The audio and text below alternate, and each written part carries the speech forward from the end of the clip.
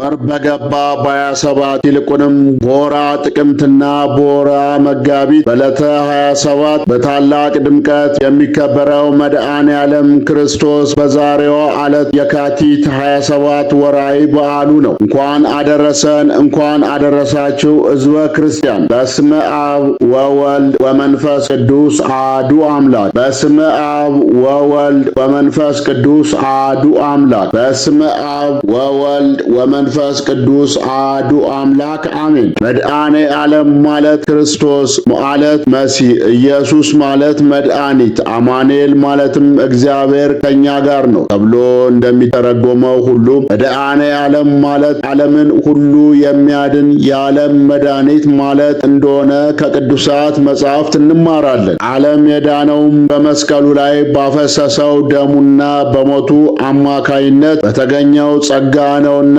የጥንተ ስቅለቱንና የመስቀሉን ምስጢር ዓለምን የማዳን ምስጢር ስለሆነ የጥንተ ስቅለቱ የመታሰቢያ በዓል በሚከበርበት በመጋቢት 27 ቀን ምዕመናን ሁሉ በቤተ ክርስቲያን በመገኘት በእሱ ደም ዓለም የዳነ መሆኑን በሚገልጠው መድኃኔ ዓለም በተሰኘው ስሙ እየተማጸኑና ዓለምን ለማዳን የተቀበለውን መከራ መስቀል እያስታወሱ በዓሉን በድምቀት ያከብሩታል። መድኃኔ ዓለም የሚለው የጌታችን ስም ቃሉ ራሱ የድኅነት ወይም የመዳን ቃል እንደሆነ በሚስጥር የሚያስረዱት ቅዱሳት መጻሕፍት ብዙዎች ናቸው። ከእነዚህም መካከል እግዚአብሔር ዓለም ከመፈጠሩና ከተፈጠረም በኋላ ዘላለማዊ ንጉሥ ነው፣ የምድር ማዕከል በሆነችው ቀራንዮም መድኃኒትን አደረገ የሚለው የነቢዩ ዳዊት ትንቢት አንደኛው ማስረጃ ነው። ቅዱስ ሉቃስ እንደጻፈው ክርስቶስ በተወለደበት ሌሊት የጌታችን ክብር በዙሪያቸው ሲያበራ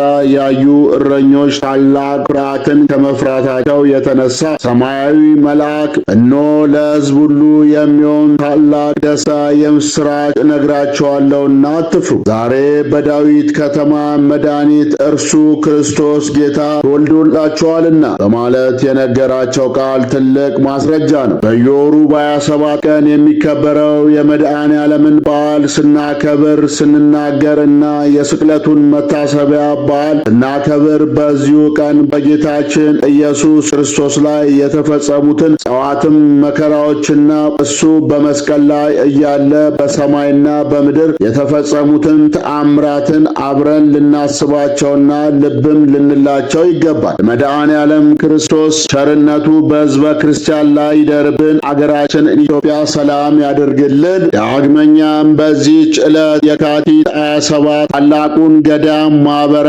ሥላሴን ያቀኑት ጻድቁ አቡነ አምደ ሥላሴ ዕረፍታቸው ነው። አባ አንስጣዮስም ዕረፍቱ ነው። ይኸውም ቅዱስ በትምህርቱ ዓለምን የመላ ሲሆን በታላቁ ንጉሥ በቆስጠንጢኖስ ዘመን የነበረ ነው። ከበሩ ቅዱሳት ሊቃውንት አባቶች በኒቅያ ከተማ የአንድነት ስብሰባ ባደረጉ ጊዜ በዚህ ጉባኤ ላይ ከተገኙት 318 ቅዱሳን ሊቃውንት ውስጥ የአንጾኪያው ሊቀ ጳጳስ የሆነው አባ አንስጣዮስ አንዱ ነው። በዚህም ጉባኤ ላይ ቅዱሳን ሊቃውንት ካዲ አርዮስን መክረው ዘክረው አስተምረው አልመለስ ቢላቸው ምዕመናንን እንዳይበክል አውግዘው ለይተውታል። ቅዱሳን የከበሩ አባቶችን ሃይማኖትን አጽንተው ሥርዓትን ሰርተው ወደየአገራቸው በተመለሱ ጊዜ ከኤጲስቆጶስነት ሹመት የተሻሩት ካዲያኑ ወደ ኢየሩሳሌም የሚሄዱ መስለው ወጥተው ወደ አንጾኪያ ከተማ በአንዲት አመንዝራ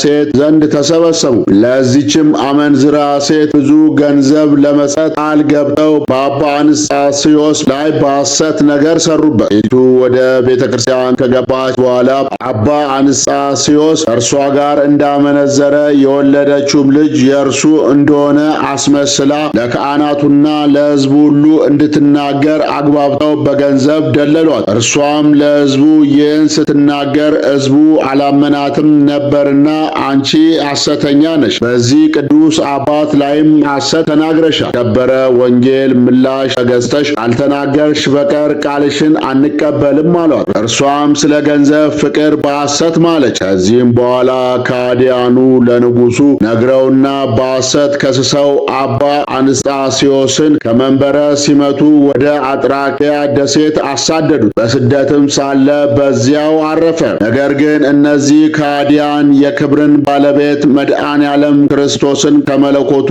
ባህሪ ለይተው ፍጡር ነው ብለውታልና። ዳግመኛም ይህንን ንጹሕና ቅዱስ አባት አባ አንስጣስዮስን አመንዝራ ሴት ጋር አንድ ሆነው በሐሰት በዝሙት ከሰው አሳደውታልና እግዚአብሔር ቸል አላላቸውም። አባ አንስጣስዮስን ካሳደዱት በኋላ ያቺ አመንዝራ ሴት ጭንቅ በሆነ ደዌ ተያዘች። ብዙ ዘመንም ተሰቃይታ ለሞት በደረሰች ጊዜ የሁሉ መከራ የደረሰባት በከበረ ወንጌል በአባ አንስጣስዮስ ላይ በሐሰት ስለመሰከረች እንደሆነ ተገነዘበች። በአንጾኪያም ሰዎች ሁሉ ፊት ኃጢአቷን ተናግራ በደሏን አመነች። እንዲህም አለቻቸው፣ ይህ ቅዱስ አንስጣስዮስ ከዝሙት ንጹሕ ነው። እነዚህ ከሃዲያን ብዙ ገንዘብ ሰጥተውኝ በእርሱ ላይ ሐሰት እንድናገር በከበረ ወንጌልም በሐሰት እንድምል አድርገውኝ ነው። የአንጾኪያ አገር ሰዎችም ኃጢአቷን ማመኗን በሰሙ ጊዜ እጅግ አዘኑ። ካህናቱም በጸሎትና በቅዳሴ ጊዜ የአባ